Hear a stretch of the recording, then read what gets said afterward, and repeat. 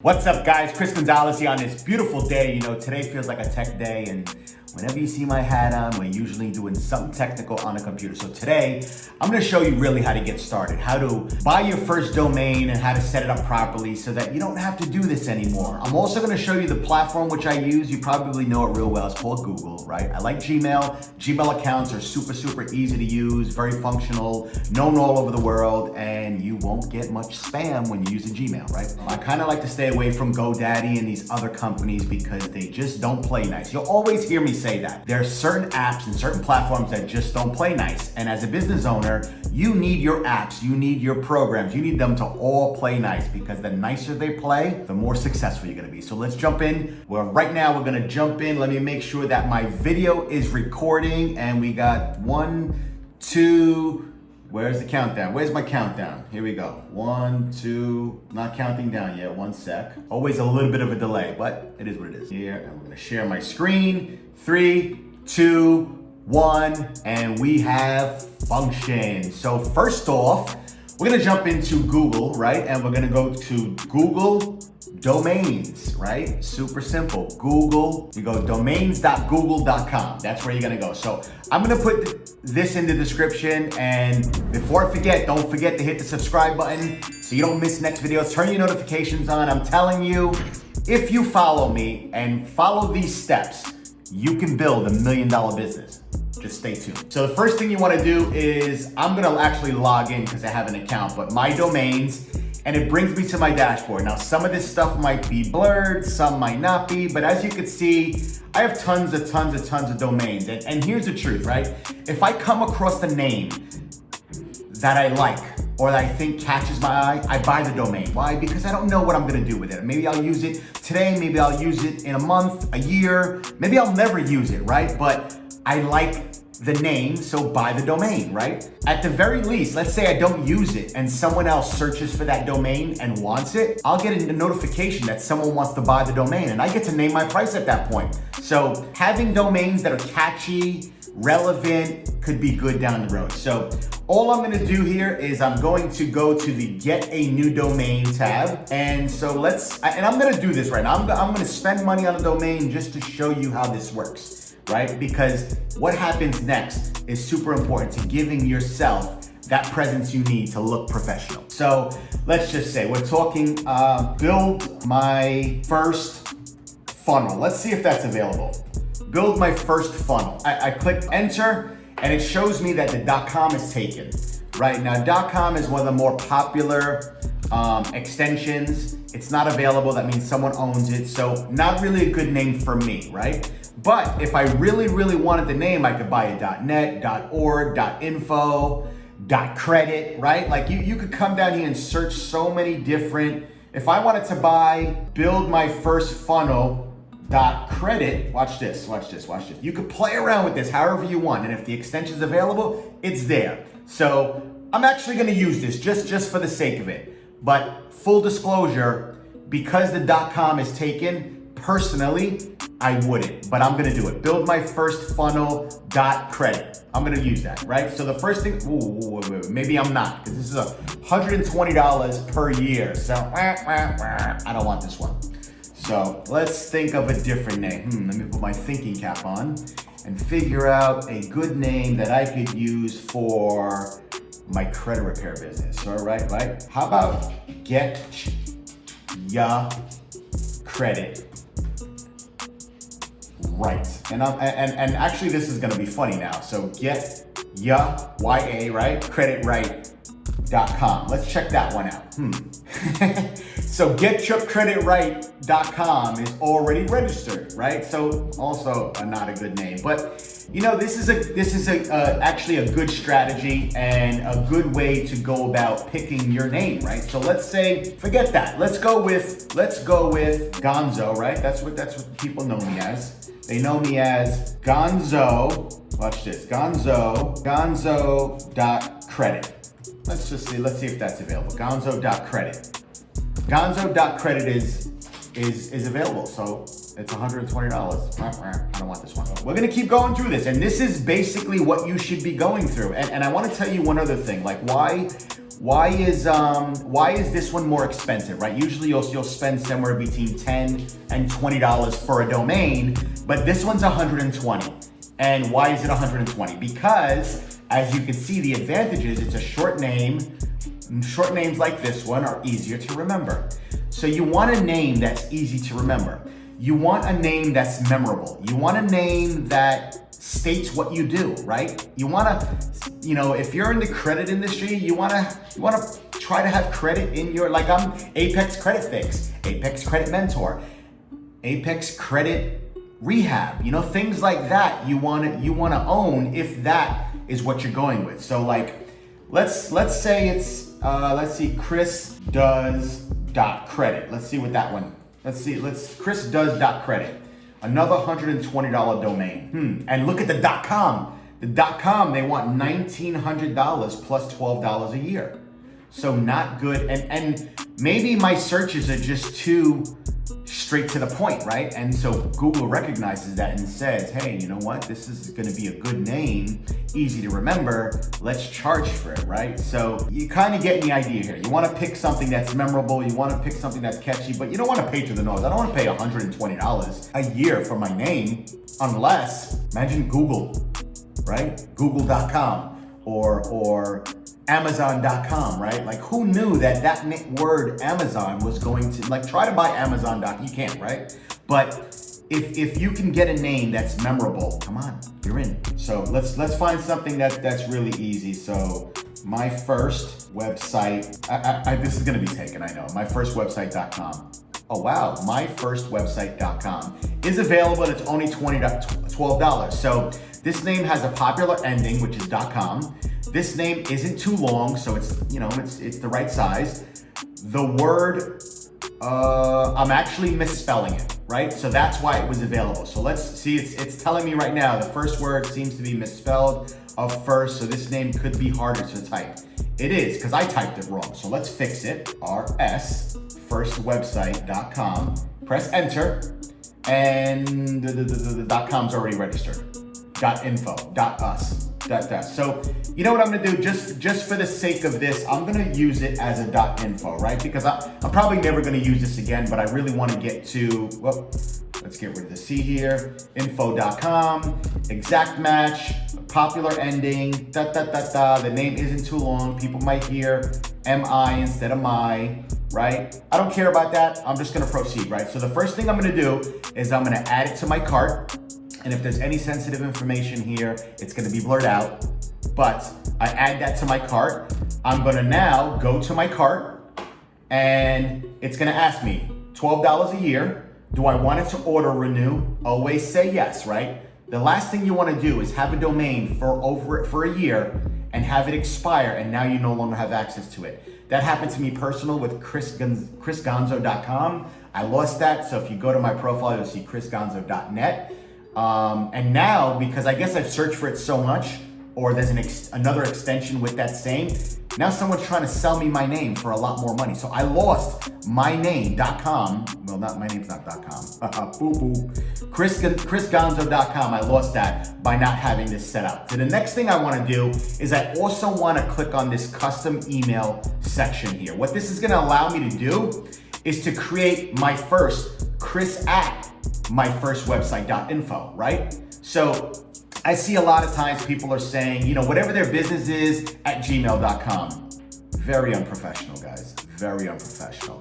You want to be professional, you want people to treat you like a business, and you need the right Gmail, right? So you want it to be, right? And so now my first name is Chris, right? We're going to put that here, Chris. Now watch what happens. I hate when it does lowercase. CHRIS, and my name, my personal email, and I want my extension to be Chris, right? So this field is required, it's there, my username. So there it is. So my username is gonna be Chris at myfirstwebsite.info, right? So now I'm gonna come down, allow this account to manage domain settings, right? You're going to do this the first time, so you are the account manager, right? Now I'm gonna go to checkout, and it's gonna charge me for the domain, and it's gonna charge me for my first email. So a little sensitive information, so this stuff will be blurred out, but I come down here and it's gonna charge me for my first website, $12. And for my first business standard, right, it's giving me my username for free for the first month, but then it's gonna be $12 per month. So I will expect a charge of $12 per month for my email every single month. Part of the cost of doing business, part of the cost of being relevant, part of the cost of being professional, right? So next I'm gonna hit buy. So now I just purchased my domain and set up my email through Gmail. My presence is gonna be there. I'm gonna look like a more legit business. And just to kind of, this is also one of the things you should do just before you even register your LLC, right? Because I would want my LLC to be my first website LLC, right? So just some of the things that you should be looking at. Step one, what's my name? What's my company name? Is the domain available? And can I have an email that matches that? Super important, right? So now I'm gonna manage my workplace. I just click on manage my workplace, and it's now gonna allow me to configure things. So now I can add a new user. So let's say I have an employee, or I have my spouse who's also part of my business. I wanna create them an email. And in later videos, we're gonna get into things like creating groups and stuff like that. But I just wanna get you first started. So if I wanted to add a user, I simply come here and I add a user, right? That's it. That's all you do as step one, right? So now when you get into your admin settings, you'll be able to upload a logo and stuff like that. But just wanted to get you started with step one of what you should be doing when you start your business. Pick a name that's memorable, recognizable, easy to read, easy to type in, right? You know, people misspelling. I'm a horrible speller, right? Don't ask me to spell. I got to say it into my phone sometimes. So now you want to set up your workspace admin console, right? So now this information was just emailed. I didn't set up it was just emailed to my personal email, right? Because that's how I set it up. What did I just do? Manage subscription. So what it's telling me here is I have to go to my email, right? Which is my secondary email that I set up, and I have to log in and change my password. So that's obviously gonna be blurred out. We won't do that right now, but I go to my personal email, which is right here. Go to my inbox, and where is my email? Here it is. So first email is the website I purchased. Second email is my receipt. The third email is to let's get started. So let's jump in and get started. So here we go. And we're gonna blur this stuff out. So what I'm gonna do is, we're glad you've registered myfirstwebsite.info with us. And the first step is to create your online home, right? So this is my domain. And where is my password? Let's go here. So you're gonna see 3 emails. The first email is your new website info account, your receipt, and get started with Google Domains. You're gonna wanna go into the one that says your new myfirstwebsite.info account is here. So the first thing I'm gonna do is log in here. I'm gonna blur out this password, right? But I'm gonna copy it and go to sign into my Gmail account for the first time, right? So I'm gonna come here, and I have so many emails, right? But so I'm gonna replace this because the my first website is already there. So I'm simply gonna type in Chris, which is my username. I'm gonna click next, and then it's gonna ask me for my password, which I copied and pasted. So now I'm gonna enter in that password. It's gonna ask me to agree to the terms. Agree. Now I'm gonna create my first password. Let's see, not gonna tell you what it is. So they're also super important when you're choosing your passwords, and change this frequently, right? Because there are a lot of hackers out there. There are a lot of people that are 100 times smarter than we are, right? 100 times, and this is what they do for a living. They hack computers, they hack emails, they hack everything, right? And my dog wants to say, he's trying to hack me now, look at him. Wants to say hello. Say hello, Duke, to everybody. Duke is, this is a tech day, so we can't play. Go get your ball. Find it. So he's gonna go get his ball now. I have to play with him for a few, but it is what it is, right? Because this is fun. It's gotta be fun for you. It's gotta be fun for him. It's gotta be fun for the whole rest. That's why we're doing this, why we're creating a business, so that we could live life on our terms, right? So make sure you change and update your passwords periodically. Make sure you make them difficult. Make sure you make them super, super hard to the point where even sometimes you can forget them, right? Store them in a safe place, not on the computer, because if they hack, they hack, they hack. Store them, write them down somewhere, code them somehow in your phone.